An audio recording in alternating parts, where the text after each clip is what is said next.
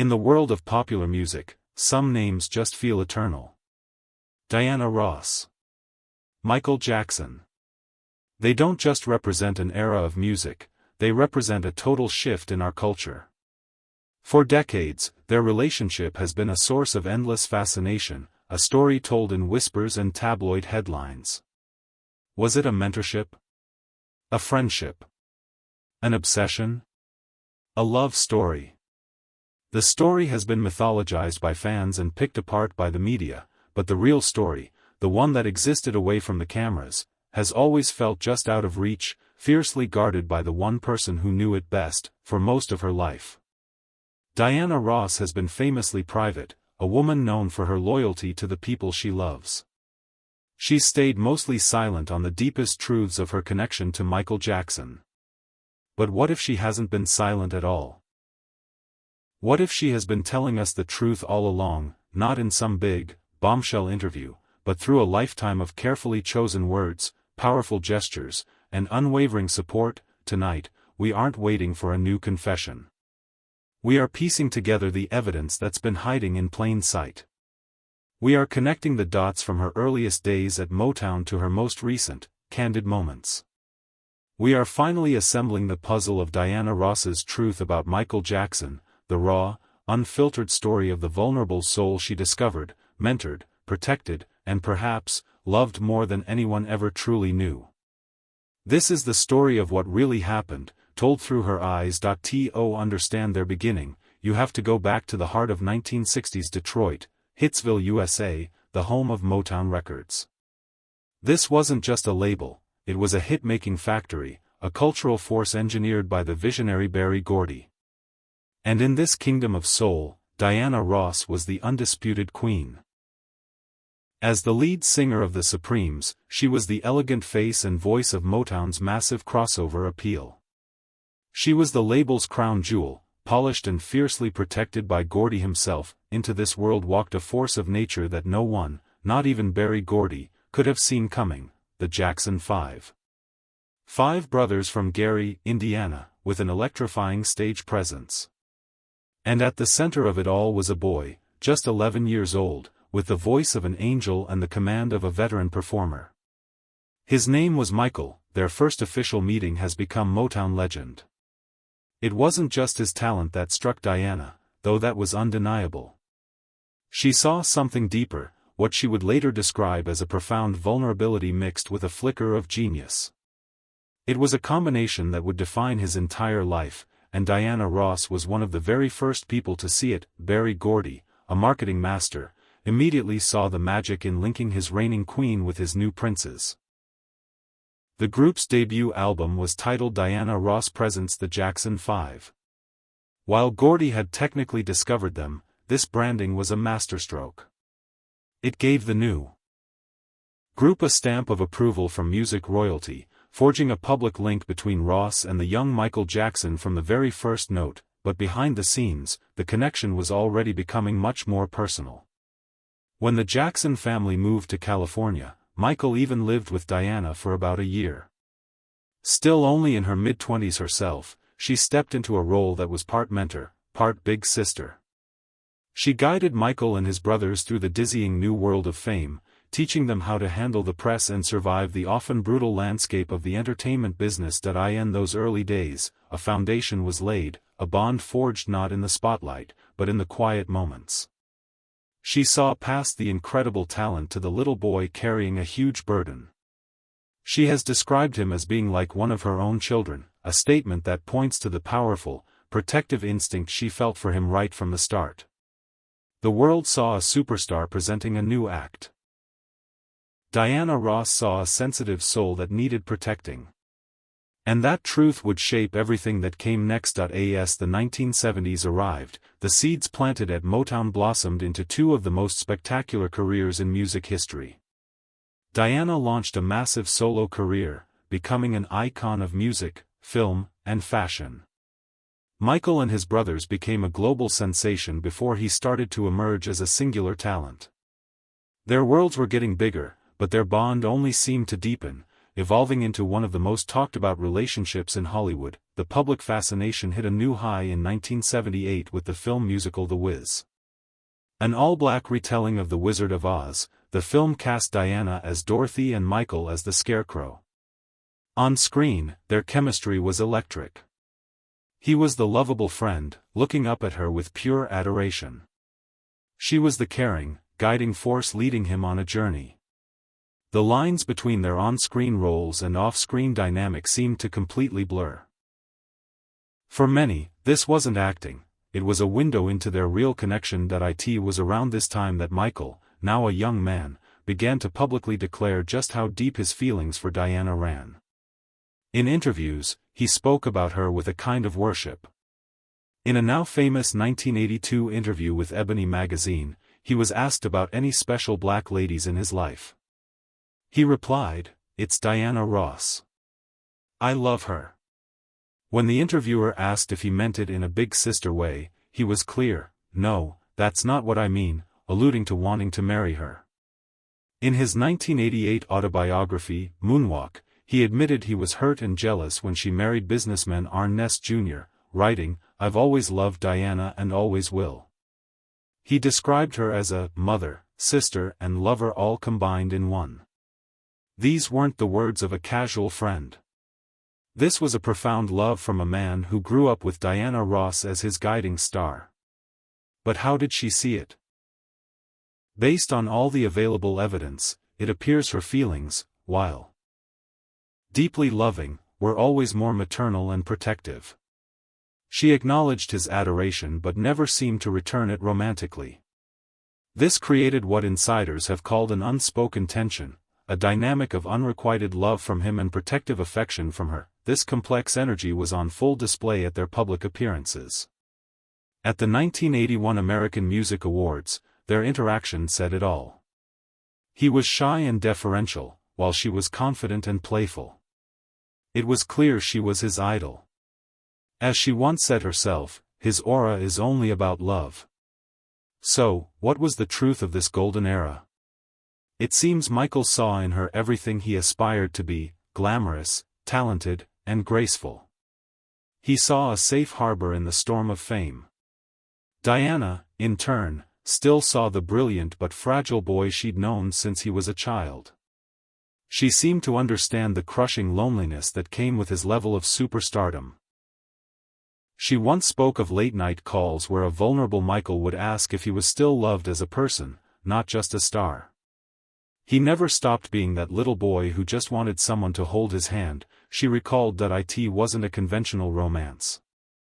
It was something far more tangled and profound. He was her student and her biggest admirer. She was his mentor, his protector, and his muse, the unwavering symbol of acceptance in a world that was starting to demand everything from him. The 1980s arrived, and at the crest of the cultural wave was Michael Jackson. The release of Thriller in 1982 wasn't just a successful album, it was an event that made him the undisputed king of pop and the most famous person on the planet. He was in a stratosphere of fame that almost no one had ever reached. At the same time, Diana Ross was entering a new chapter. Her marriage to Arne Ness Jr. in 1985 and the growth of her family shifted her focus. She was still a superstar, but her world was now centered on her husband and children. The constant public appearances of Diana and Michael together began to fade. To the outside world, it looked like their legendary closeness had cooled, but did they really drift apart? Or did their relationship just become more private? The evidence points to the latter. The nature of their connection had to change. He was no longer the young prodigy looking up to his mentor, he was now her peer. She was no longer just a mentor, she was a wife and mother with her own family. The media often hinted at a professional rivalry, but that never aligned with Diana's character. Her support for him never seemed to waver, suggesting she saw his success not with jealousy, but with a kind of maternal pride. She had seen the spark in that little boy, and now the whole world was witnessing the fire. More likely, their relationship just matured. The late-night calls about the pressures of fame probably continued, perhaps with even more urgency as Michael's celebrity became more isolating. He was living in a gilded cage, and Diana was one of the few people who understood that kind of loneliness. Her protective instinct remained as fierce as ever. When a reporter once asked her about the cruel rumor that Michael had undergone plastic surgery to look like her, her response was swift and telling. She refused to even entertain the question. "I refuse you to insult Michael. He's a friend of mine. I love him. And I don't like people making fun. I get real serious when I talk about Michael." In that moment, her role was crystal clear. She was a protector. A shield. She ended her defense by saying something profound about his life. "I think we should really kind of look at his life with compassion." This wasn't a casual remark. It was a plea for empathy for a man she knew was carrying an impossible weight. She saw the pain behind that smile. Their relationship had evolved from a public spectacle into a private sanctuary, a bond that was about to be tested in the most brutal way imaginable. The 1990s marked a dark turn in Michael Jackson's life. The world's most beloved entertainer became its most scrutinized. The allegations that first surfaced in 1993, and the legal battles that followed, created a media firestorm. The court of public opinion was merciless. Friends vanished. Sponsors fled. The world that had worshipped him now seemed eager to tear him down. Through it all, many of his famous friends stayed silent, but Diana Ross was not one of them. Her support was initially quiet but absolute.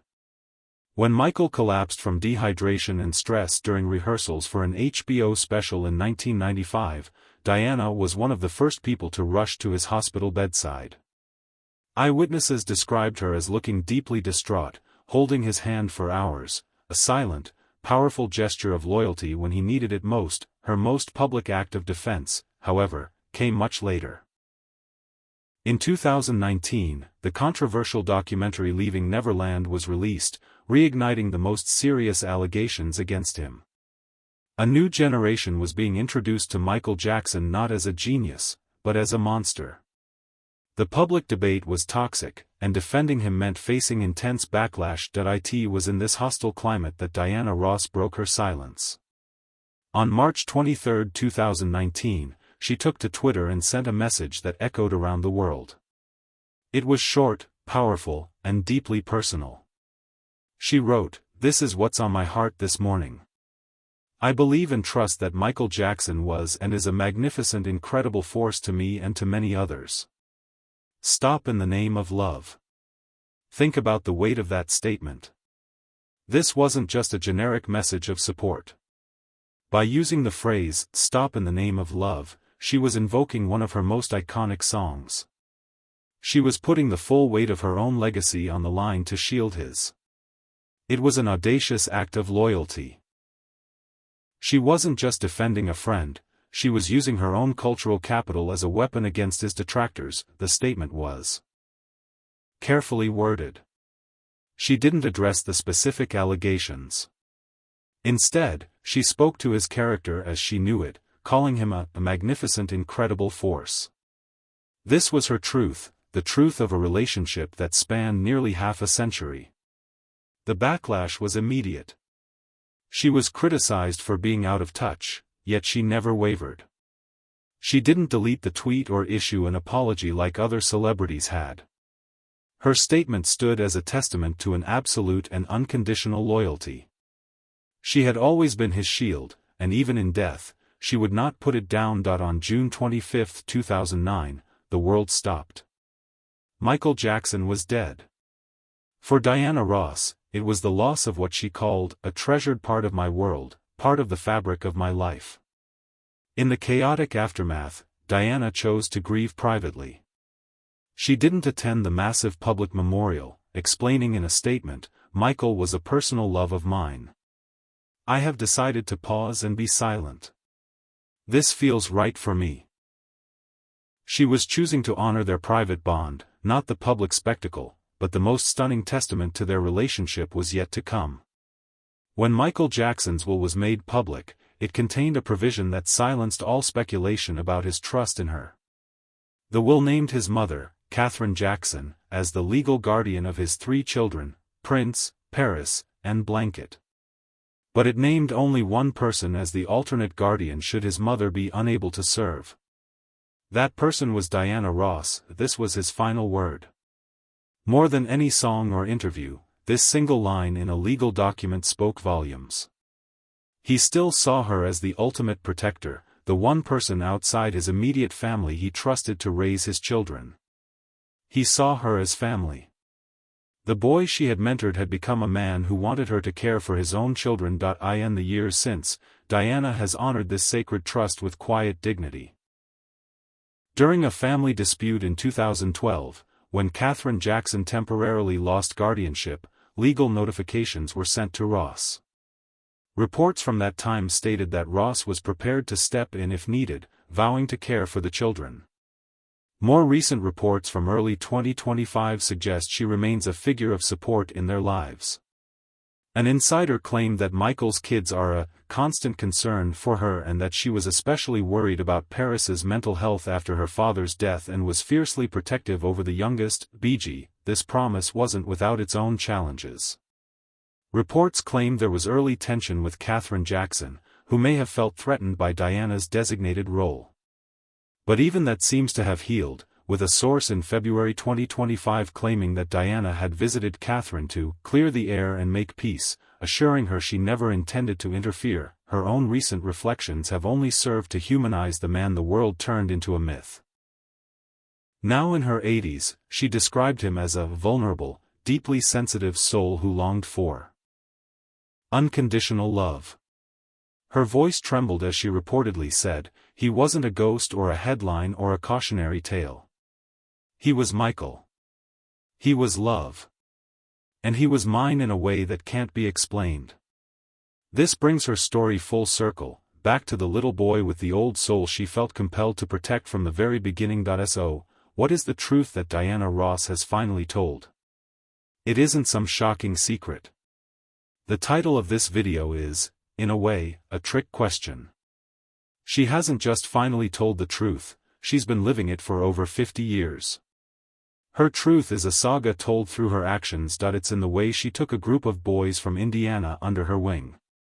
It's in the fierce glare she gave a reporter who dared to make fun of her friend. It's in a tweet that used her own legacy to defend his. And most profoundly, it's in a legal document where Michael Jackson, in his final act of trust, named her the guardian of his children. The relationship between Diana Ross and Michael Jackson defies any simple label. Was she his mentor? Yes. A mother figure? Absolutely. His unrequited love? All signs point to yes. His most fierce protector? The evidence is undeniable. She was all of these things and more. The real story isn't about scandal. It's a story of a profound and unwavering love that took many forms. It was a love that saw the vulnerable human behind the icon, a love that provided a sanctuary from the madness of fame, and a love that was willing to stand against the entire world in an act of absolute loyalty. Diana Ross's truth is that her love for Michael Jackson was unconditional, her belief in him was absolute, and her protection of him was, and remains, eternal. What do you think is the most telling part of their incredible story? Let us know in the comments below. And for more deep dives into the lives that shaped music history, be sure to subscribe.